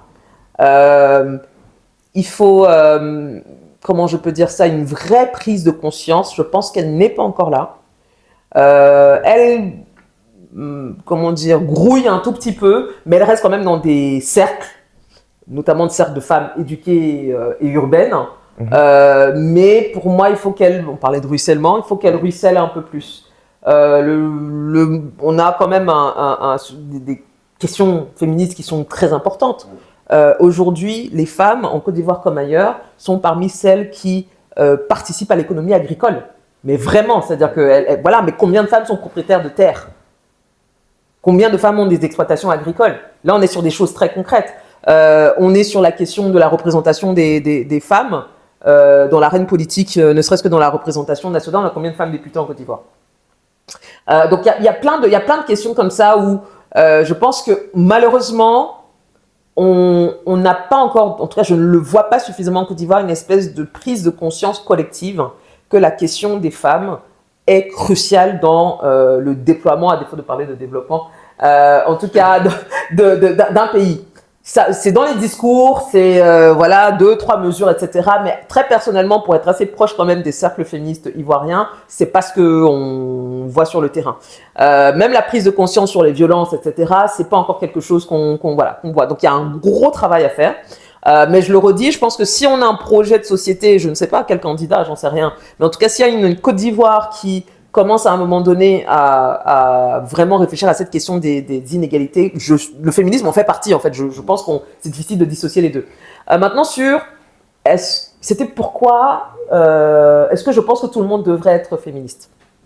Alors, est-ce que moi, je pense que tout le monde devrait être féministe? Oui, parce que je pense que tout le monde devrait normalement être pour la justice. Mais nous vivons dans un monde particulier où il y a des gens qui sont capables de défendre des règles injustes. On l'a vu à plein de niveaux. Donc, tout le monde devrait, mais je sais aussi pourquoi tout le monde ne l'est pas. Hein? Il y a de la préservation de privilèges. Ça, c'est la première chose. Le deuxième pan qui freine vraiment beaucoup aussi, on va dire la diffusion du féminisme, c'est quand même beaucoup la religion, il faut dire ce qui est. Et on est sur un continent en Afrique où vraiment la religion a une emprise phénoménale et définit presque, j'ai envie de dire, les pensées, les cultures, les réflexions, les sujets même de discussion et comment les gens abordent certains sujets. C'est vraiment par le biais religieux. C'est quand même très impressionnant. Donc ça déjà du coup c'est quand même un frein parce que religieusement l'homme et la femme ne sont pas supposés être égaux. Et ça c'est la version la plus light. Hein. La version la moins light c'est qu'en fait l'homme est supérieur. Donc voilà. Donc à partir de là ça me semble très compliqué d'avoir des gens qui ont été éduqués dans ce moule-là, de les ramener pour leur dire non mais en fait l'homme et la femme sont égaux. Et je pense même que la notion d'égalité chez beaucoup de gens je vois souvent les réactions, c'est quand même assez dingue. Dès qu'on dit égalité, eux, dans leur tête, ce qu'ils voient, c'est les drag queens, c'est LGBTQ. Enfin, je me rends compte aujourd'hui que c'est un terme, même le terme égalité est devenu sensible. Donc, ça en dit quand même long. Alors que égalité, ça ne veut pas forcément dire délurer ou remplacer, parce que c'est aussi ce que j'entends. Et donc, je pense qu'il y a une vraie crainte aujourd'hui d'une espèce de disparition de la masculinité. C'est-à-dire que plus on laisserait le champ aux femmes d'exister, puis moins on les tuerait dans leur foyer, apparemment, plus les hommes vont disparaître. Moi, je trouve que c'est quand même un peu problématique. Si les deux sont liés, il faudrait se poser des questions. Non, je pense que tout simplement, égalité, c'est égalité, comme on l'a dit, de droit, de devoir, d'accès au capital, d'accès au savoir, et juste de pouvoir s'autodéterminer. Je pense que c'est juste ça, pouvoir s'autodéterminer. Si un système, pour qu'il fonctionne, il y a besoin qu'une des deux personnes dans le système soit dans une position de soumission, ce système est malsain. On va être très clair. Si un système, pour qu'il soit considéré comme bon, comme bénéfique, il faut qu'il y ait une personne qui soit en position, qui soit à genoux et l'autre qui soit debout, ce système est malsain. Peu importe comment on tourne ça. Parce que ça veut dire il faut bénéficier d'une forme d'exploitation d'un autre groupe pour que le premier groupe survive. Mais est-ce que c'est pas ça qu'on a vécu dans le racisme? Est-ce que c'est pas ça qu'on vit dans le capitalisme? On y revient encore. Alors pourquoi ce serait le cas dans le capitalisme et dans le racisme? Mais dès qu'on arrive sur la question du féminisme, ah non mais c'est pas pareil. Ah bah si. On est toujours dans une logique de deux groupes dans laquelle il faut qu'il y ait forcément un rapport de force avec quelqu'un qui domine. et quelqu'un qui se soumet pour que le système fonctionne. Je le redis, ça veut dire qu'il y a un problème fondamental dans le système en question. Sauf que, encore une fois, préservation de privilèges. Vous n'allez pas dire à des gens qui ont profité, qui ont vu leur père, peut-être leur grand-père, etc., profiter d'une forme j'allais dire, d'aura, de service. Leur aura personnelle. Voilà, de titre de chef de famille. Et puis, on les a fait grandir en leur disant qu'ils vont aussi y avoir droit. Et puis, vous allez nous dire que maintenant, quand c'est leur tour d'en profiter, ah bah non. Quand c'est votre tour arrive, ah bah non, les femmes sont vos égales. Ah bah pourquoi? Donc, je comprends. Moi, ça me fait rire, mais je comprends. Il y a une idée de purée, on est né à la mauvaise époque. Mais le fait est qu'il faut évoluer. Oui. D'où le fameux c'était mieux avant. D'où le fameux c'était mieux avant, alors quand même n'ont pas vécu, mais qu'ils étaient en attente d'avoir ça. Et je finirai rapidement là-dessus. Je pense qu'il y a une responsabilité aussi collective, c'est qu'on n'a pas préparé justement les hommes d'aujourd'hui aux femmes d'aujourd'hui. C'est-à-dire que nous, nos mères, nos grands-mères nous ont dit, on ne veut surtout pas que vous reproduisiez le même modèle, donc vous allez aller à l'école et puis vous allez faire X, Y, Z. On veut que vous ayez quasiment le maximum d'autonomie, d'options possibles. Sauf que l'erreur qui a été faite, c'est qu'on n'a pas préparé les garçons qui ont grandi en même temps que nous à ça. Eux, on leur a laissé l'ancien modèle. Donc aujourd'hui, on est dans une société où eux, ils arrivent avec ces attentes-là d'avoir une reproduction de leur mère, de leur grand-mère, avec des filles qui ne sont surtout pas leur mère et leur grand-mère. Donc on a un gros décalage là, c'est actuellement ce qu'on vit. Donc qu'est-ce que ça laisse comme champ? Soit à certains hommes d'avoir, j'allais dire, le recul nécessaire pour se réformer, parce que tous n'ont pas nécessairement eu, pour certains malheureusement, la possibilité d'avoir des exemples masculins positifs autour d'eux. Ça, c'est la première chose. Ou on a d'autres qui vont faire de la résistance. Et donc, c'est eux qui vont être contre les féministes, c'est ça qui est là, nos mamans, maman. Bon, ok. Donc, ceux-là, à eux, je leur dis généralement, cherchez bien, il y a encore des filles qui pensent comme vous. Donc, allez vous mettre avec elles. Il n'y a pas que des féministes. Toutes les femmes ne sont pas féministes. D'accord? Donc, allez, comme on dit, trouve ton modèle et tu restes là-bas, en fait. Il y a des femmes qui, effectivement, veulent être soumises, veulent, voilà, l'homme mâle dominant, chef de famille, etc., etc. Mais elles existent, en fait. C'est pour ça que je ne comprends pas trop j'allais dire même la fameuse guerre culturelle dont je parle, parce que c'est pas comme s'il y a un modèle qui a complètement disparu au profit de l'autre. Moi, c'est pas ce que j'observe. Hein. Je vois des jeunes femmes qui sont encore très mon mari, c'est lui le chef, je me prosterne, il me marche dessus. Elles sont très fières et c'est leur droit. Hein. Elles existent. Donc, il faut aller chercher ces femmes-là. Et puis pour les autres, celles qui considèrent qu'elles sont égales, qui veulent avoir un modèle égalitaire. Oui, elles vont peut-être avoir un peu plus de mal à trouver des hommes qui partagent le même point, mais ces hommes-là existent aussi. Il y a une question que je voulais te poser parce que dans ton parcours, tu as aussi une composante de communication, notamment communication politique. En Côte d'Ivoire, on a des figures politiques qui ont des styles de communication, alors que je vais te laisser qualifier toi, et notamment Tidjane Thiam qui est arrivé sur la scène politique, en tout cas qui est revenu sur la scène politique récemment en 2023 et qui est accédé à la présidence du PDCI, qui est candidat à l'élection et qui a vécu pas mal de choses entre-temps. Quelle est ton analyse sur son retour politique d'un point de vue de communication? Quel est ton point de vue sur la communication du président de la République Alassane Ouattara? C'est-à-dire communication en tant que président, ses prises de parole, ses non-prises de parole, sa façon en fait de communiquer avec le peuple. Le fait que par exemple, moi c'est un des trucs que je trouve très antidémocratique, en tout cas qui manque de transparence, c'est qu'il s'exprime très peu aux journalistes locaux. Il fait très peu de prises de parole télévisées. Enfin, c'est tellement institutionnalisé. C'est le 31 décembre, c'est le 6 août. Et après, si tu as la chance, tu l'entends parler dans un forum quelque part. Ou quand il annonce sa candidature. Ou alors pour annoncer qu'il va faire un énième mandat, ce qui est très intéressant. Mais je veux dire, autrement, sa communication reste très, très éloignée du peuple. Ça, c'est mon analyse, je te laisserai dire. Et enfin, la troisième personne, c'est Laurent Gbagbo, qui lui aussi, d'ailleurs, est revenu en 2021-22 en Côte d'Ivoire. Comment tu analyses sa communication? Parce que son combat actuel de revenir sur la liste électorale, de retrouver une dignité, comme lui-même le dit, parce qu'il a été... il y a un problème sur la télé. Non, continue. Si, mais il y a un problème sur la télé. Et la troisième personne de ce trio, mais après, tu pourras en parler d'autres si tu trouves des éléments intéressants sur la communication, c'est Laurent... notamment Jean-François Kouassi, pour ça répondre à la question Est-ce que de qui fixe les prix, ça peut être intéressant, mais de Laurent Gbagbo, qui lui aussi fait un retour depuis 2021-2022, après son temps à la haie puis à Bruxelles.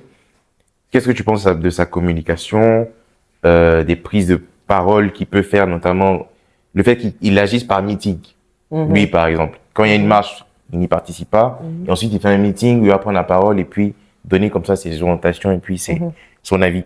Qu'est-ce que tu penses de tout cela d'un point de vue communication? Alors, je vais commencer par le dernier nom que tu as cité, Laurent Gbagbo, parce que c'est, j'allais dire, peut-être un de ceux que on va dire, je surveille le moins. Donc, j'aurais moins de choses à dire là-dessus. Ce que je peux observer, par contre, effectivement, c'est que ces prises de parole sont quand même effectivement très liées à ces meetings, entre autres. Ce que moi, j'ai un peu fini par déduire, c'est qu'il est maintenant dans une espèce de posture de grand sage. Donc, entre guillemets, on économise sa parole. C'est-à-dire que, grosso modo, on ne le gaspille pas, on le balade pas de média en média, de réunion en réunion. C'est vraiment l'espèce de grand joker que l'on sort vraiment pour des temps forts pour le parti. Le reste du temps, voilà, on a d'autres classiques du parti qui prennent la parole, parfois sa compagne, parfois son fils, etc., etc. Donc, je pense qu'on le préserve. Alors, est-ce que c'est stratégique? Est-ce que c'est par rapport à son âge aussi? Est-ce que c'est sa stature? Peut-être que c'est un peu des trois. Mais c'est ce que j'observe en tout cas. Maintenant, pour ce qui est de... Et pour toi, par exemple, sur ce point-là, quel serait l'impact par rapport aux gens qui sont censés le voter? C'est-à-dire que c'est quand même Gbagbo, c'est un nom fort, c'est une marque. J'ai envie de dire, s'il faut parler d'un point de vue communication, c'est une marque. D'accord? À partir de là, je pense qu'il incarne tellement quelque chose qu'effectivement, pour une partie de ses partisans durs, je veux dire ceux qui sont je crois que c'est les Gors, c'est comme ça qu'on les appelle. C'est ça. Voilà, donc pour les Gors... Gbagbo ou rien. Gbagbo ou rien. Donc pour les Gors, je pense que c'est vraiment une icône. Ok. Et donc à partir de là, je trouve pas ça bête en soi effectivement d'économiser ces prises de parole. Parce que ce qui participe au caractère iconique, c'est justement de ne pas voir quelqu'un partout tout le temps. C'est toujours le côté... C'est créer la rareté. C'est la rareté, on ne sait pas s'il va apparaître, on ne sait pas s'il va l'entendre, donc ça événementialise, ça cristallise chaque fois qu'il prend la parole. Ok, donc d'un point de vue communicationnel, ça se tient. Maintenant, est-ce que c'est efficace pour d'autres personnes qui ont soit peut-être sont dans d'autres partis, sont en train de réfléchir à, etc. Pas forcément. Je pense que cette approche-là marche pour des gens qui ont déjà une espèce de prédisposition à être pro-Gbagbo dans tous les cas. Ça va pas élargir la base. Non, je ne pense pas que ça serve à élargir la base. Il faudrait probablement communiquer un peu autrement. Donc ça, ce serait sur lui. Sur le président Alassane Ouattara, j'ai presque envie de dire que dans son cas, on est sur quelqu'un qui est quand même au pouvoir depuis plus d'une décennie. Et donc, à mon avis, dans l'exercice de prise de parole, j'ai presque envie de dire qu'il est classique, mais il y a aussi un peu d'usure du pouvoir. Quand je dis usure du pouvoir, c'est que certaines choses se sont automatisées. Certaines prises de parole sont devenues effectivement très institutionnelles, etc. Et que quelque part aussi, je pense que il y a toujours cette approche de la parole du président est précieuse. Donc, encore une fois, on la rend solennelle, on la rend rare. Maintenant, je le sais qu'aujourd'hui, ça peut être, surtout quand on est plus jeune, on peut trouver ça un peu vieux jeu parce que on a d'autres leaders qui prennent la parole beaucoup plus régulièrement, même déjà dans la zone. Je ne parle même pas de l'Occident. Je ne parle même pas de Donald Trump. Non, je ne parlais même pas d'autres. Non, Trump, c'est vraiment l'autre extrême. Parce que lui, du coup, a complètement désacralisé la parole du président. Ça, on est dans d'autres extrêmes. Mais je reste sur la région Afrique de l'Ouest. Je prends Patrice Talon, par exemple, et dans une prise de parole très régulière, très bien mise en scène, très présente sur le numérique, etc. Donc voilà, ça ne rend pas forcément sa parole, pour le coup, du coup, moins solennelle. Mais par contre, c'est dans le choix des sujets sur lesquels on s'exprime. C'est le ton, c'est la manière. Alors voilà, Patrice Talon a sa manière à lui quelqu'un dirait très Obama-friendly de communiquer. On ne peut clairement pas coller ça à Alassane Ouattara. Je pense que ce serait un peu étrange. Donc là, on est plutôt, je pense, dans la posture d'un président qui est là depuis une quinzaine d'années, qui, je pense, veut maintenir une forme de hauteur. Alors, est-ce que par moment, du coup, ça peut créer une sensation d'éloignement avec le peuple ? Oui, si on le met en comparaison de Ouattara candidat, c'est sûr qu'on n'aura pas la même approche, etc., etc. Là, on est sur quelqu'un qui est plutôt sur, j'ai passé à peu près, voilà, on va dire 15 ans au pouvoir, je vais pas dire déjà fait mes preuves, mais en tout cas, j'ai déjà montré de quoi j'étais capable. Donc, à la limite, là, je joue la longévité. Mais sinon, on est sur une continuité, en fait, finalement. Donc, il va pas avoir, je ne pense pas, en tout cas, qu'on attende une espèce d'innovation en termes de communication à son niveau. Ça, ce sera un peu surprenant. Maintenant, je vais finir sur Tidjane Thiam. Alors, Tidjane Thiam, je pense que c'était, en tout cas à titre personnel, le candidat que j'attendais le plus sur le plan de la communication pour cette élection. Parce que je pense, comme beaucoup, j'attendais quelque chose de, si ce n'est disruptif, en tout cas un peu innovant. Parce qu'en fait, l'histoire est belle. Hein. Je veux dire, sur le papier, on a quelqu'un qui a été là, qui a grandi là, qui a été très jeune ministre, qui est parti à un moment où il y a eu des troubles, aller faire une carrière exceptionnelle dans des milieux qui ne sont pas toujours très faciles d'accès, même pour les personnes les plus brillantes, même quand elles sont blanches, combien de fois quand elles sont noires et musulmanes.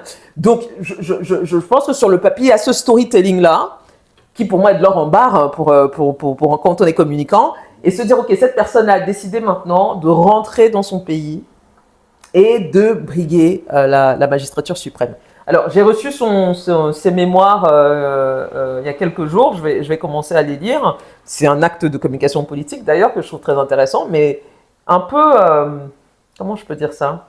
En fait, je me suis vraiment interrogée sur la pertinence de sortir ces mémoires en anglais. Ah, merci. Voilà, exactement, en anglais, et quand on est candidat en Côte d'Ivoire. Notamment parce que ce truc-là de sortir ses mémoires à l'approche d'une élection, c'est très occidental. Alors, c'est pas mauvais en soi, mais de ce que j'ai vu dans j'ai feuilleté rapidement l'ouvrage à la maison, on n'est pas vraiment sur son programme politique. Hein. On est vraiment moi, sur... je l'ai lu et... Oui. Tu l'as lu déjà ? Il parle... C'est une biographie. C'est une biographie, voilà. Et comme il a lui-même dit, ça a été commandé depuis longtemps. Donc, il a écrit, je pense, la partie biographique depuis longtemps. Il y a ajouté la partie politique récente. Donc, il y a quelques trucs du moment par rapport au fait qu'il soit combattu, etc. Exactement. Mais c'est pas du tout un programme politique. C'est pas du tout un programme politique, mais on est obligé quand même de le prendre comme un objet politique vu le timing de sortie. Je pense qu'il aurait pu repousser s'il voulait vraiment le repousser. Là, je pense qu'on s'est dit, bon, on est sur un moment de communication et de méditation fort, autant sortir l'ouvrage là. Mais moi, je suis personnellement un peu partagé sur la pertinence de sortir une biographie maintenant à ce stade-ci. Mais peu importe. De manière générale, comme je disais, je trouvais qu'il y a un beau storytelling. Et en fait, la problématique, je pense, qui était pour moi évidente sur la com pour Tidjane Thiam, c'est qu'il a le problème des gens qui sont excellents et qui sont très intelligents par moment, c'est que par moment, ils sont très difficiles d'accès sur le plan humain. C'est-à-dire qu'il y a une grande distance. Ils vont impressionner par leur brillance intellectuelle, par leur brillance technique. Ils vont pouvoir, à un moment donné, même peut-être, vous embarquer dans une espèce de projet qu'ils ont, etc., où on se dit ils ont les compétences pour exécuter. Mais le fait est qu'en communication politique et en politique tout court, on est sur le domaine émotionnel. On est sur la connexion à l'humain. Sur les affects. On est sur les affects. C'est bête. On devrait ne juger normalement, entre guillemets, que sur les compétences, mais on est sur l'affect, essentiellement. Et donc, à partir de là, j'avoue que je regardais la communication de Tidjane Thiam en attendant justement cette espèce de chaleur qui allait venir un peu englober toutes les compétences. C'est-à-dire que oui, on a compris qu'il est brillant, oui, on le sait, il n'y a aucun doute là-dessus. Maintenant, est-ce qu'on peut voir Tidjane derrière Tidjane Thiam ? Est-ce qu'on peut voir le père ? Est-ce qu'on peut voir, j'allais dire, celui qui était jeune et qui a vécu en Côte d'Ivoire ? Est-ce qu'on peut voir celui qui, en anglais on dit relate, celui qui vraiment comprend l'ivoirien moyen ? Est-ce que c'est pas à ça que sert le bouquin, justement ? Je ne pense pas. Parce que en tout cas, moi, en le lisant, en fait, il se présente dedans vraiment comme « Je suis un gars comme vous ». Il raconte l'histoire de son père qui était pas plus riche que ça, qui a bataillé pour avoir une place, qui était bon à l'école, qui a voulu que ses enfants réussissent. Donc, comme un peu tous les parents en Afrique, c'est travailler dur à l'école pour avoir une chance de changer de classe sociale. Enfin, le père a déjà fait le geste, mais lui, c'était continuer, rendre les parents fiers, etc. Et il y a la dimension affective de sa famille, de son fils décédé, etc. Donc, c'est peut-être un geste de se rendre plus humain, plus, comme tu dis, relatable. Mais ça On peut arrive, s'identifier à lui. pardon, mais je trouve que ça arrive un peu tard. Et ça arrive en anglais. Ça arrive en anglais et ça arrive tard. Oui. Que ça sorte à 1 mois des élections, c'est beaucoup trop tard. Il aurait fallu que cet aspect humain-là, on le voit d'entrée de jeu. Et il y a eu la latitude pour. Je veux dire, le simple récit de son retour, ça aurait été suffisant. J'ai presque envie de dire que sa prise de pouvoir, entre guillemets, au PDCI était quasiment considérée comme une lettre à la poste. Une fois que ça s'était réglé, je pense qu'il y avait complètement un boulevard pour qu'on commence à l'entendre incarner son projet de société. Encore une fois, je ne pense pas qu'il y ait une grosse remise en question sur ses compétences ou sur sa capacité à imaginer le monde de demain pour la Côte d'Ivoire. Je ne pense pas que le problème se fasse là. Le problème, c'est qu'il faut que les gens puissent connecter avec lui. Et la problématique encore plus, c'est qu'il arrive avec un passif qui est quand même pas anodin. C'est son grand-père, c'est je veux dire, tout ce dont il provient en termes d'ascendance familiale, etc. Alors, d'un côté, on peut se dire c'est quelque chose qui, justement, permet aux gens de pouvoir créer un lien avec lui. Parce qu'en fait, 50-50. Il en joue beaucoup. Oui, mais moi, je trouve que c'est un peu un cadeau empoisonné. Parce que à l'étape où on est la Côte d'Ivoire actuellement, où il est quand même si on ne le dit pas ouvertement, il est aussi une question de renouvellement de la classe politique à un moment donné, quand même, etc. Je pense que il y a probablement une frange de la population qui a envie de quelque chose de neuf, et quelque chose de neuf qui ne soit pas forcément lié au passif immédiat de la Côte d'Ivoire. Et je pense que du coup, quand on arrive avec quand même, certes avec Houphouët-Boigny et tout ce qu'il symbolise, il ne faut pas oublier une chose, il y a toute une jeune génération de votants aujourd'hui. En fait, je suis désolée, je finirai sur deux candidats, je crois qu'ils ont, je ne sais pas s'ils ont été validés, mais en tout cas, que j'ai observé. Je parlais de figures différentes dans la sphère politique, donc Vincent Toby et Assalé Timoko.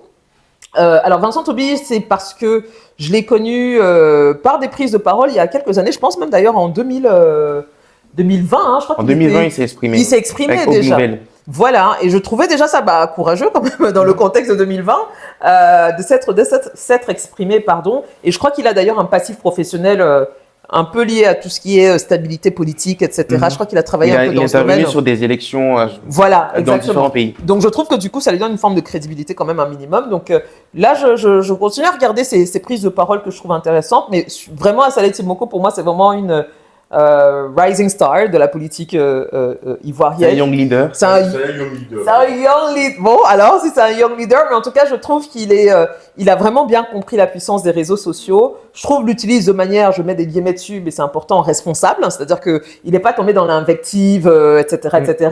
Donc, je trouve qu'il a trouvé un bon moyen de dire, je suis un député.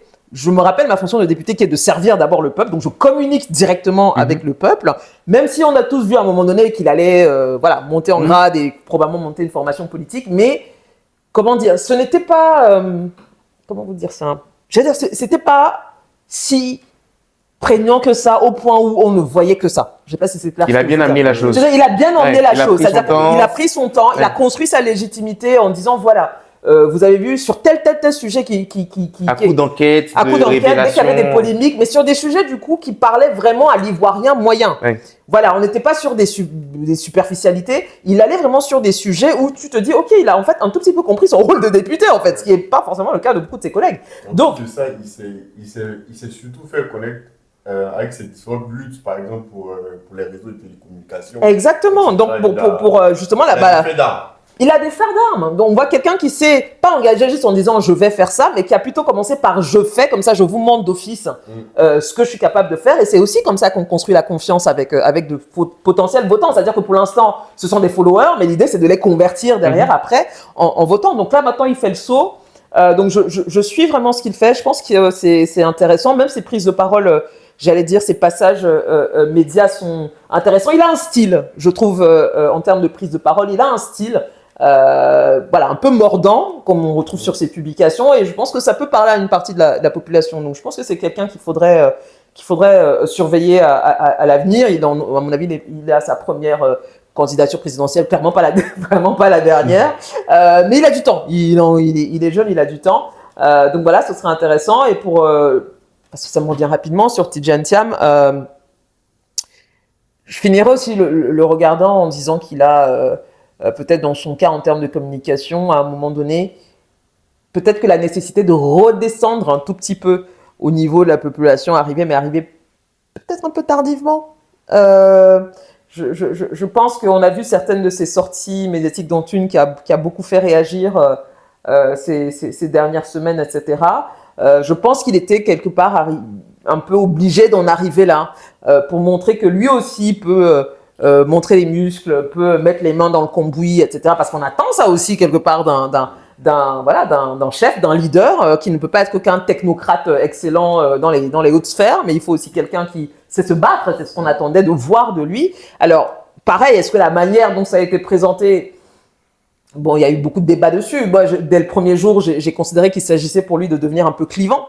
Parce que, et ça, je pense que ça fait une bonne boucle de fin, parce qu'on l'a dit au départ, la politique est devenue tellement clivante aujourd'hui que pour qu'un candidat ou pour qu'un homme politique fidélise entre guillemets, j'allais parler de fanbase, mais on y est presque, et en tout cas une base de militants qui lui soit vraiment, mais particulièrement fidèle, par moment, il faut pousser le curseur un tout petit peu, même quand ça paraît pas très naturel, mais je pense que ça rassure une partie de l'électorat de se dire, ok, en fait c'est un garçon, quoi, il peut se battre. Donc J'allais voilà. te poser la question, mais ton expression est intéressante. C'est un garçon. Il n'y a pas de femme qui t'a... Non. Non. Non. Quoi, dans la En Côte d'Ivoire, politique. Dans la politique? Zéro. Alors, je ne vais pas parler de Simone Gbagbo parce que c'est très classique ce qu'elle fait, donc j'ai pas d'observation Moi, je parle majeure. de Rising Star, justement. Rising Star, femme politique? Je n'ai que des mauvais exemples. Ok, on va pas poursuivre. Voilà, et justement par solidarité, Ouais, je ne vais pas creuser. Mais situation minoritaire. Oui, elles sont déjà minoritaires, donc je ne vais rajouter. pas les enfoncer, mais c'est en tout cas celles quand tu me parles, je suis en train de réfléchir. Les trois qui me viennent à l'esprit sont de très mauvais exemples. J'ai pu en connaître une des trois. Forcément. Il y en a une qui avait bien, je pense, bien démarré, qui s'était entourée d'ailleurs, j'avais cru comprendre, d'une équipe de jeunes communicants locaux, donc ça démarrait bien, et puis elle a fait une espèce de très grosse bourde qui va la poursuivre à mon avis pendant très longtemps.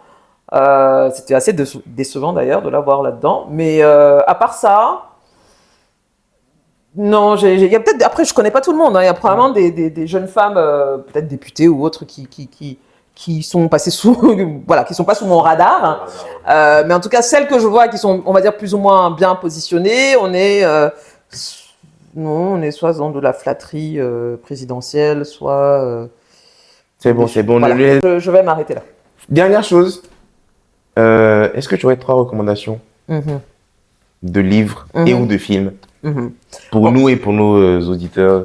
Alors, je vais aller sur les livres parce que je sais pas, en ce moment j'ai un gros problème avec la fiction. J'ai du mal à regarder des fictions. Donc 3 livres. Je citerai en premier celui que j'ai évoqué tout à l'heure. Ça s'appelle L'Afrique contre la démocratie d'Ousmane Diaye, qui est sorti il y a pas très longtemps, qui est un essai. Et qui, j'allais dire, il a traité un sujet, moi, qui vraiment me tient à cœur, c'est vraiment de prouver à quel point, d'expliquer déjà cette résurgence des discours antidémocratiques en Afrique, qui sont souvent poussés d'ailleurs par des figures en principe d'autorité, en tout cas qui ont une certaine visibilité sur Internet, et donc qui explique à quel point, en fait, cette espèce de retour en grâce de l'Afrique n'est pas faite pour la démocratie, ou la démocratie n'est pas faite pour les Africains, est un discours très dangereux. Donc vraiment, j'invite tout le monde à lire cet ouvrage. Ousmane Diaye est un journaliste assez reconnu. Il a été, je crois, si je ne me trompe pas, rédacteur en chef Afrique pour Courrier International. Donc c'est quand même quelqu'un qui, en général, on lui reconnaît une certaine rigueur intellectuelle. Donc voilà, ça c'est un premier ouvrage que j'aimerais recommander.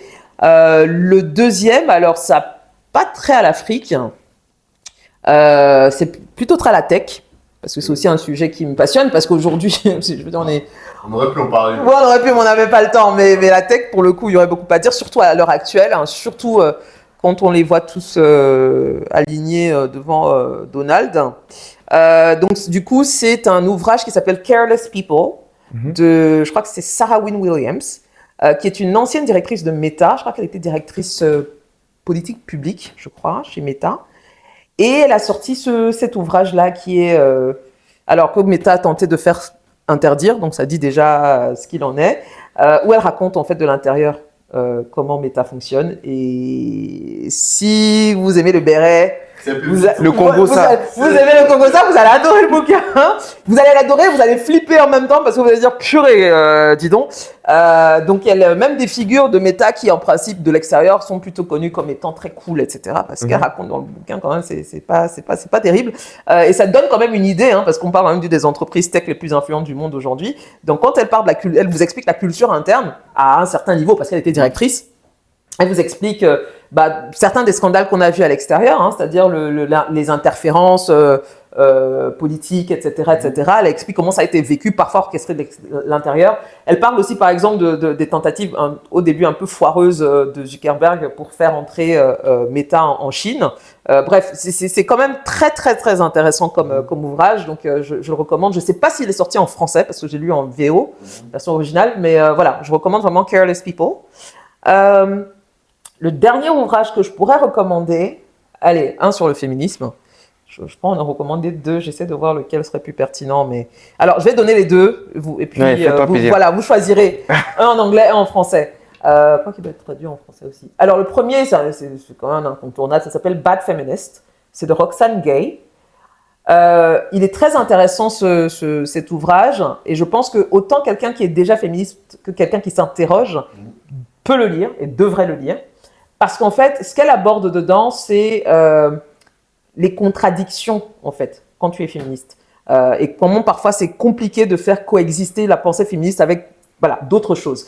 Et donc, ce qui est intéressant, du coup, c'est qu'elle prend le féminisme et elle le met vraiment dans la vie contemporaine de tous les jours. Okay. Et dans différents domaines, que ce soit des questions de genre, bien évidemment, mais aussi dans le milieu du divertissement, au travail, les questions raciales, etc. Donc, franchement, c'est plutôt bien écrit et je trouve qu'elle pose des questions très pertinentes. Et encore une fois, si on se pense féministe, ça va un peu vous déranger, mais dans le bon sens du terme. Et si on ne l'est pas, je pense que ça peut vous amener à vous poser certaines questions.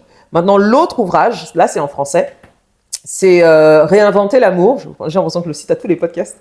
Réinventer l'amour de Mona Chollet, qui est une auteure, une journaliste suisse. Et cet ouvrage-là, par contre, je le recommande. Je ne sais pas si les hommes pourront le lire et le comprendront autant que les femmes. Je pense que toute femme qui lit ça, si elle est honnête avec elle-même, elle va à un moment donné se reconnaître dans cet ouvrage. Et en fait, ce qu'elle explique grosso modo, c'est le sous-titre du livre d'ailleurs, c'est en gros comment le patriarcat sabote les relations hétérosexuelles. Et en gros, comment le patriarcat fait en sorte que ni les femmes ni les hommes, en fait, dans le fond, ne sont véritablement heureux sous ce système-là quand ils sont ensemble.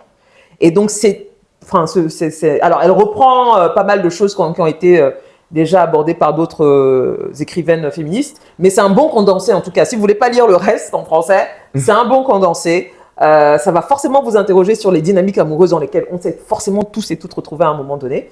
Et à un moment donné aussi, ça va vous interroger, oui, mais même à questionner je sais pas, les modèles romantiques qu'on a reçus, la princesse et le prince.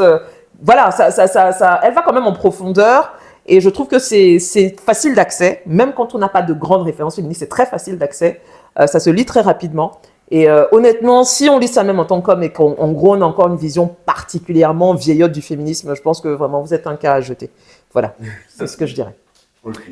Merci Paola. On va juste te remercier déjà pour... Merci pour l'invitation. D'être passé dans le podcast. Est-ce que tu aurais un mot de fin pour nos abonnés, pour les personnes qui vont regarder? Alors, si déjà vous êtes arrivé au bout, franchement, bravo. Bravo, on espère que vous avez apprécié. Ce que je vous dirais, déjà aux 2 personnes qui ont, et aux équipes derrière, on ne les voit pas, mais elles sont là. Bravo déjà pour l'initiative. Je suis toujours très contente de voir des jeunes Africains créer du contenu à forte valeur ajoutée, ce qui est le cas ici. Et très contente d'apporter, on va dire, mon très petit grain de sel là-dedans. Et ce que je dirais en mot de fin, peut-être à ceux qui nous regardent, qui sont peut-être aussi jeunes que mais les personnes qui me reçoivent, ce serait vraiment continuer, si vous ne l'êtes pas en tout cas, mais continuer d'être très sélectif avec les informations dont vous vous nourrissez. Aujourd'hui, c'est une question essentielle. Continuez d'être exigeant, j'allais dire ça comme ça. Continuez d'être exigeant et avec vous-même et avec le monde qui vous entoure. Merci beaucoup de nous avoir suivis. N'hésitez pas à liker, commenter, partager, donner vos avis dans les commentaires. C'était Paul Auguste. et j'ai discuté avec Paul-Antoine et Paola dans De Paul à Paul.